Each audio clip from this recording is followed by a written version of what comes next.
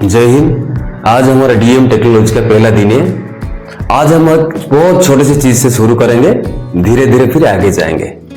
आज हम कॉन्सेप्ट रखेंगे इंसुलेटर के बारे में हम रखेंगे। आज हम देखेंगे इंसुलेटर क्या है और कैसे काम करता है, और उसके बाद में फिर हम देखेंगे कि इंसुलेशन क्या है। दो चीजें रखेंगे, इंसुलेटर और इंसुलेशन।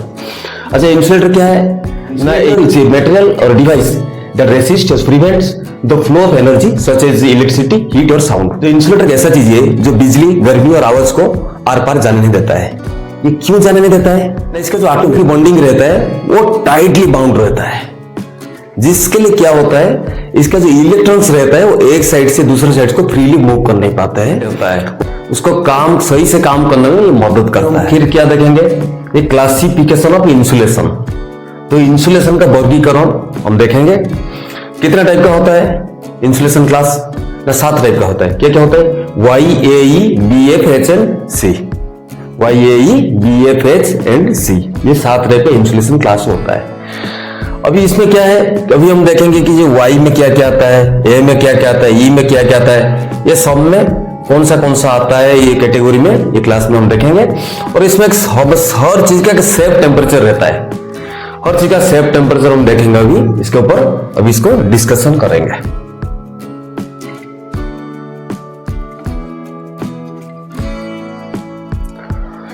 अच्छा, अभी हम देखेंगे क्लासिफिकेशन ऑफ इंसुलेशन।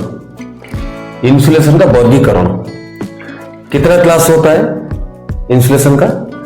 7 टाइप का होता है, जैसे कि YAE, BF, HC। अभी हम देखेंगे कि Y क्लास का जो सेफ टेम्परेचर कितना होता है? 90 डिग्री सेल्सियस होता है इसका सेफ टेम्परेचर।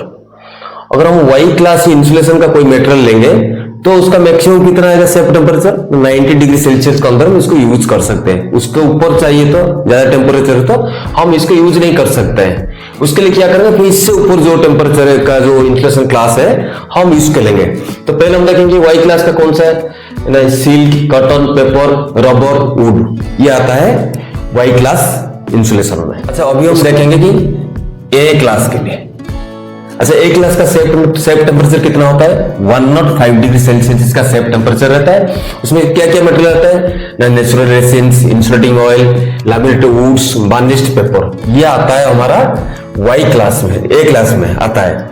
उसके बाद कौन सा देखेंगे? Class E।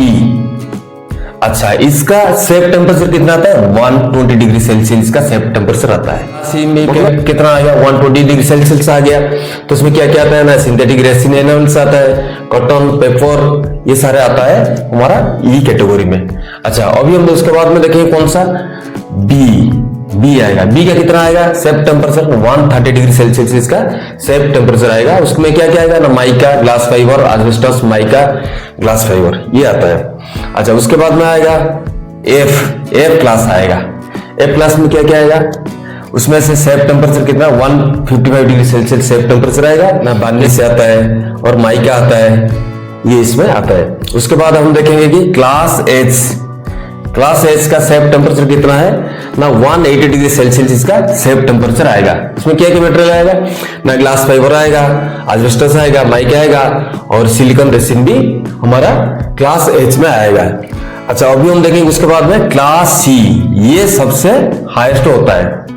इसका सेफ टेम्परेचर कितना है? 225 डिग्री सेल्सियस का सेफ टेम्परेचर है। फिर के ऊपर में मैक्सिमम टाइम हम लोग सी क्लास को यूज करते हैं, लेकिन फिर भी एक जो एवरेज टेम्परेचर बोलते हैं तो वो 225 डिग्री सेल्सियस होता है, इसका जो सेफ टेम्परेचर बोलते हैं।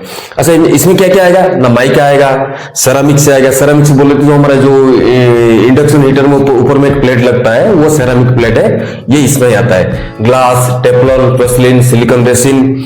उसमें क्या होता है, कभी कभी आप देखते हैं कि माइका यहाँ भी है और माइका यहाँ भी है, तो बोलेंगे या ये तो F क्लास में है या तो ये C क्लास में है, तो दोनों जगह कैसे है? तो फिर हम ये माइका को यहाँ भी यूज करते, इसको यूज यहाँ भी करते हैं? नहीं, ऐसा बात नहीं है। ये भी माइका है, ये भी माइका है, लेकिन क्या होता है उसमें से कुछ ऐसे मटेरियल्स यूज किया जाता है, मिक्स किया जाता है, जिसमें से इसका चेंज हो जाता है। जैसे कि क्या होता है ना, हायर थर्मल स्टेबिलिटी है, इसका चेंज हो जाता है। ठीक है ना। अच्छा, अभी ये गया हमारा इंसुलेशन क्लास गया। अभी हम देखेंगे कि फिजिकल स्टेट्स।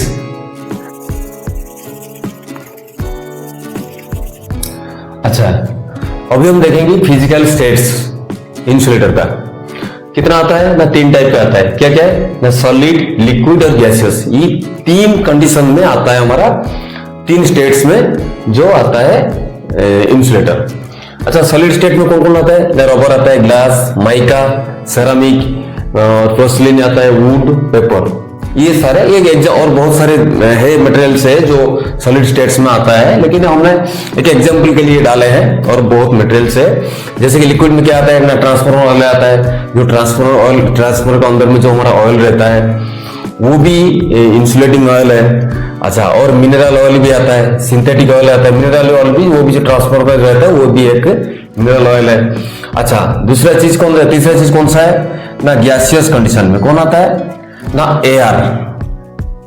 एयर एक अच्छा इंसुलेटर है, बहुत अच्छा ड्राई एयर है हमारा, बहुत अच्छा इंसुलेटर है। उसके बाद नाइट्रोजन भी आता है, और ये सल्फर हेक्साफ्लोराइड आता है, SF6 ब्रेकर आता होगा, आप सुने होंगे कि SF6 ब्रेकर, जिसमें सल्फर हेक्साफ्लोराइड रहता है, गैस है, वो भी बहुत अच्छा इंसुलेटर है। बस आज के लिए इतना है। आज हमने बस इतना देखे कि इंसुलेटर क्या है, कि इंसुलेटिंग में मटेरियल क्या है, और इंसुलेशन का जो स्टेट्स क्या क्या रहता है, और उसमें से हमारा जो क्लास क्या क्या होता है हम आज देखें। अगले सेक्शन में हम देखेंगे कि जो इंसुलेटर का डिवीजन है ट्रांसमिशन लाइन में क्या क्या लगता है, कैसे, उसके बारे में हम डिस्कस करेंगे अगले सेक्शन में। आज के लिए इतना ही है। तो अगर वीडियो अच्छा लगा तो थोड़ा लाइक कर दीजिए, सब्सक्राइब कर दीजिए। लोग हौसला बढ़ाते रहेंगे तो फिर आगे के लिए मैं धीरे धीरे अच्छा लाऊंगा। आपको कोई और किसके ऊपर अगर वीडियो चाहिए तो आपको वो भी आप बोलेंगे तो हम लोग कोशिश करेंगे आपको देने के लिए। थैंक यू, जय हिंद।